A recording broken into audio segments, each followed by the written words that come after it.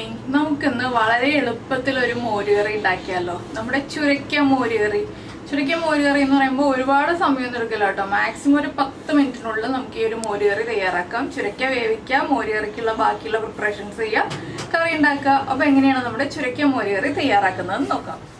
നമുക്ക് നമ്മുടെ ഇൻഗ്രീഡിയൻസ് നോക്കാം. ഞാനിപ്പോൾ ഒരു 1/4 കിലോ ചുരക്ക അതാ ക്ലീൻ ചെയ്യുന്നതിന് മുൻപുള്ള അളവാണ് കേട്ടോ 1/4 കിലോ എന്നുള്ളത്. അത് ഇതുപോലെ കട്ട് ചെയ്തെടുത്തിട്ടുണ്ട്. ക്ലീൻ ചെയ്ത് ഈ ഒരു വലിപ്പത്തിൽ കട്ട് ചെയ്തെടുത്തിട്ടുണ്ട്. പിന്നെ ഇതിലേക്ക് 1/4 കപ്പ് തേങ്ങ ചിരവിയത് വേണം. പിന്നെ നമ്മുടെ കയ്യിലുള്ള തൈര്, പുളിയുള്ള തൈരാണെങ്കിൽ 1/2 കപ്പ് തൈര് വേണം. പുളിയില്ലാത്ത തൈരാണെങ്കിൽ 1 കപ്പ് തൈര് വേണം. അപ്പോൾ ആദ്യം നമുക്ക് ഈ ചുരക്ക ഒന്ന് വേവിക്കാൻ വെക്കാം. ഇതിലേക്ക് ഞാൻ ഒരു പച്ചമുളക് എടുത്തിട്ടുണ്ട്, 4-5 ഉള്ളി എടുത്തിട്ടുണ്ട്. അപ്പോൾ നമുക്ക് ചുരക്ക വേവിക്കാൻ വെച്ചിട്ട് ബാക്കിയുള്ള കാര്യങ്ങൾ നോക്കാം. അപ്പോൾ നമുക്ക് ചുരക്ക വേവിക്കാനുള്ള ചട്ടിയിലേക്ക് ചുരക്ക ഇട്ട് കൊടുക്കാം. ഞാൻ കുറച്ച് വെള്ളം വെച്ചിട്ടുണ്ട് കേട്ടോ ചട്ടിയിൽ. ചുരക്കയുടെ കൂടെ തന്നെ ഒരു പച്ചമുളകും കൂടി ആഡ് ചെയ്ത് കൊടുക്കാം. പച്ചമുളക് ഒന്ന് സ്പ്ലിറ്റ് ചെയ്ത് ചേർക്കുക. ഇനി ഇതിലേക്ക് നമുക്ക്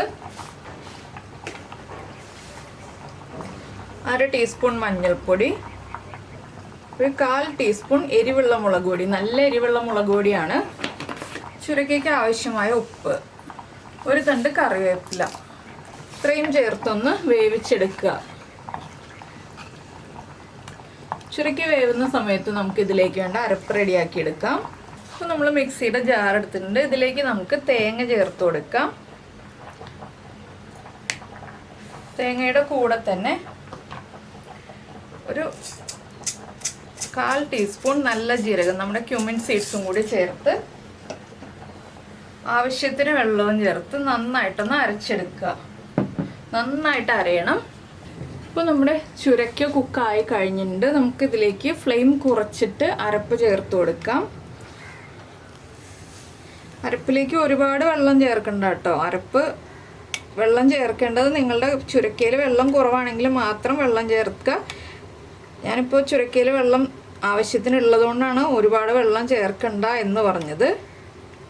ഇനി അരപ്പും കഷ്ണങ്ങളും ചേർന്ന് ഒന്ന് തിളച്ച്, അരപ്പൊന്ന് തിളച്ച് വരണം. ആ ജീരകത്തിൻ്റെ റോ ടേസ്റ്റൊക്കെ ഒന്ന് മാറി വരണം. അതുവരെ ഒന്ന് ചെറുതായിട്ട് തിള വരട്ടെ. നമുക്കൊരു 1 മിനിറ്റോളം ഒന്ന് തിളപ്പിച്ചെടുക്കാം.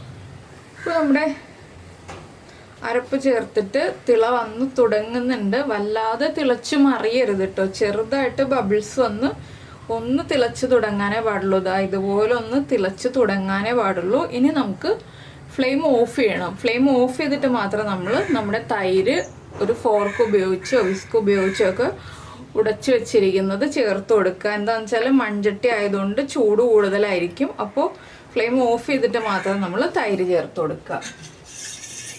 ഞാൻ ഫ്ലെയിം ഓഫ് ചെയ്തു. ഇനി നമുക്ക് തൈര് ചേർക്കാം.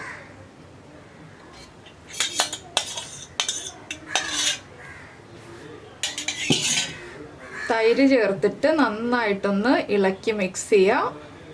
ഇളക്കി മിക്സ് ചെയ്തതിന് ശേഷം നമ്മൾ ഉപ്പൊക്കെ ഒന്ന് ചെക്ക് ചെയ്യുക. പുളി ചെക്ക് ചെയ്യുക. ഉപ്പ് കുറവാണെങ്കിൽ ഉപ്പ് ആഡ് ചെയ്ത് കൊടുക്കുക. പുളി കുറവാണെങ്കിൽ വീണ്ടും തൈര് ചേർത്ത് കൊടുക്കുക കേട്ടോ. അപ്പോൾ ഞാൻ ഉപ്പും പുളിയൊക്കെ ഒന്ന് ചെക്ക് ചെയ്യട്ടെ. ഇനി ഇതിലേക്ക് 1-2 കാര്യങ്ങളും കൂടി നമുക്ക് ആഡ് ചെയ്യാനുണ്ട്. ആദ്യം ചേർക്കേണ്ടത് നമ്മൾ ഉലുവ ചൂടാക്കി പൊടിച്ചത് 2 പിഞ്ച്. ഈ ഉലുവപ്പൊടിയും കൂടി ചേർത്തിട്ട് വേണം നമ്മൾ ടേസ്റ്റ് നോക്കാനായിട്ട്. അപ്പോൾ ഉലുവപ്പൊടി ചേർത്ത് കഴിഞ്ഞു. ഇനി ടേസ്റ്റ് ഒന്ന് നോക്കുക. അതിന് ശേഷം നമുക്ക് ബാക്കി ആഡ് ചെയ്യാനുള്ള കാര്യങ്ങളൊക്കെ ആഡ് ചെയ്യാം. അപ്പോൾ ഞാൻ ഉപ്പ് ചെക്ക് ചെയ്തപ്പോൾ ഉപ്പ് കുറവായിരുന്നു. അതുപോലെ തന്നെ കുറച്ച് പുളിയുണ്ട്. അതുകൊണ്ട് ഞാൻ ഒരു 1/2 ടീസ്പൂൺ പഞ്ചസാരയും ചേർക്കുന്നുണ്ട്. ഇനി നമുക്ക് വറവിടാനുള്ള പാൻ വയ്ക്കാം. കറി ഒന്ന് മാറ്റി വയ്ക്കാം. ഇപ്പോൾ നമ്മൾ പാനിലേക്ക് വെളിച്ചെണ്ണ ഒഴിച്ചിട്ടുണ്ട്. വെളിച്ചെണ്ണ ചൂടായി വരുമ്പോൾ നമുക്കിതിലേക്ക് കടുക് ചേർത്ത് കൊടുക്കാം. ഒരു 1/4 ടീസ്പൂൺ കടുക്. കടുകൊന്ന് പൊട്ടി തുടങ്ങുമ്പോൾ നമുക്കിതിലേക്ക് വീണ്ടും ചേർക്കാനുള്ളത് ഉലുവ തന്നെയാണ്. ഞാനൊരു 8-10 ഉലുവ ചേർക്കുന്നുണ്ട്. ഉലുവ പൊടി ചേർത്താലും നമ്മൾ ഉലുവയും കൂടി ചേർക്കണം കേട്ടോ. അപ്പോഴേ കറി പെർഫെക്റ്റ് ആവുള്ളൂ. മോരുകറിയിലും പുളിശ്ശേരിയിലും ഒക്കെ നമ്മൾ ഉലുവയും കൂടി ചേർക്കണം. ഇപ്പോൾ നമ്മുടെ കടുകും ഉലുവയൊക്കെ കുക്കായി കഴിയുന്നുണ്ട്. നമുക്ക് ഇതിലേക്ക് കട്ട് ചെയ്ത് വെച്ചിരിക്കുന്ന ഉള്ളി ചേർത്ത് കൊടുക്കാം. ഈ ഉള്ളി ഒന്ന് ബ്രൗൺ കളറായി വരുന്നത് വരെ നമുക്കൊന്ന് ഇളക്കി കൊടുക്കാം. അപ്പോൾ നമ്മുടെ ഉള്ളിയൊക്കെ കളർ മാറി വന്നിട്ടുണ്ട്. നമുക്ക് ഇതിലേക്ക് 3 വറ്റൽമുളകും 2 തണ്ട് കറിവേപ്പിലയും ചേർത്ത് കൊടുക്കാം. ഈ വറ്റൽമുളകും കറിവേപ്പിലയും കൂടി ഒന്ന് കുക്കായി വരുമ്പോൾ നമുക്കിത് കറിയിലേക്ക് ചേർത്ത് കൊടുക്കാം. ഈ ഒരു കറിയിൽ നമ്മൾ മുളക് പൊടി ചേർക്കേണ്ട ആവശ്യമില്ല കേട്ടോ. ഇനി നമ്മൾ പുളിശ്ശേരിയൊക്കെ ഉണ്ടാക്കുമ്പോഴാണ് മുളക് പൊടി ചേർക്കുന്നത്. ഇനി നമുക്ക് ഫ്ലെയിം ഓഫ് ചെയ്തിട്ട് ഇത് കറിയിലേക്ക് ആഡ് ചെയ്യാം. ഇനി നമുക്ക് നമ്മുടെ വറവ് കറിയിലേക്ക് ചേർത്ത് കൊടുക്കാം.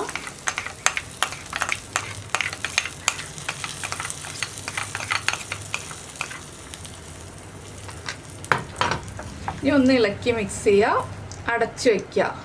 ചുരക്ക മോരുകറി റെഡി ആയി കഴിഞ്ഞു. ഇത്രയേ ഉള്ളൂ ചുരക്ക മോരുകറിയുടെ പരിപാടി. അപ്പോൾ എല്ലാവരും ചുരക്ക കിട്ടുമ്പോൾ ഇതുപോലൊരു മോരുകറി ഉണ്ടാക്കി നോക്കൂ. ചോറിൻ്റെ കൂടെ ചേർത്ത് കഴിക്കാൻ നല്ലൊരു കോമ്പിനേഷനാണ്. അപ്പോൾ നിങ്ങൾക്ക് എല്ലാവർക്കും ഈ ഒരു റെസിപ്പി ഇഷ്ടമായി എന്ന് വിചാരിക്കുന്നു. ഇഷ്ടമായി എന്നുണ്ടെങ്കിൽ ഒന്ന് ലൈക്ക് ചെയ്യാനും കമൻറ്റ് ചെയ്യാനും ഒന്നും മറന്നുപോയില്ലല്ലോ. അതുപോലെ തന്നെ ഇഷ്ടപ്പെട്ട റെസിപ്പി ആണെങ്കിൽ ഫ്രണ്ട്സിനും ഫാമിലി മെമ്പേഴ്സിനും ഒക്കെ ഒന്ന് ഷെയർ ചെയ്ത് കൊടുക്കണേ. പിന്നെ നമ്മുടെ ചാനൽ ആദ്യമായിട്ട് കാണുകയാണെങ്കിൽ നമ്മുടെ വീഡിയോ പ്രസൻറ്റ് ചെയ്യുന്ന രീതിയൊക്കെ ഇഷ്ടമായി എന്നുണ്ടെങ്കിൽ നമ്മുടെ ചാനലൊന്ന് സബ്സ്ക്രൈബ് ചെയ്ത് സപ്പോർട്ട് ചെയ്യണേ. അപ്പോൾ നമുക്ക് നമ്മുടെ അടുത്ത റെസിപ്പിയുമായിട്ട് അടുത്ത ദിവസം വീണ്ടും കാണാം.